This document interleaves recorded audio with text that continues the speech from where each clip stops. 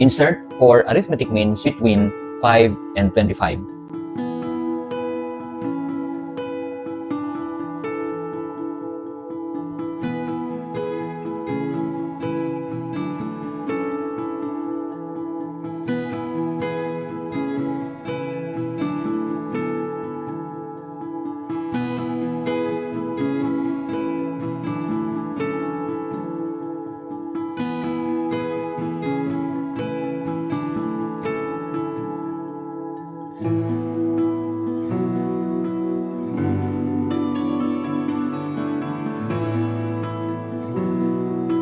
Five plus 4.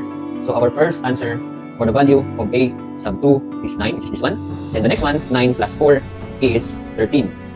So the value of the third term is 13, which is here. Then the next one, add again, 13 plus 4, 17. So therefore, the value of the fourth term is 17. Fourth term is 17.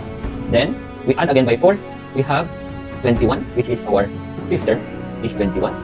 So that's the fifth term. And the last term, 21 plus 4 is 25, which is already given. The arithmetic means between 5 and 25 are 9, 13, 17, and 21.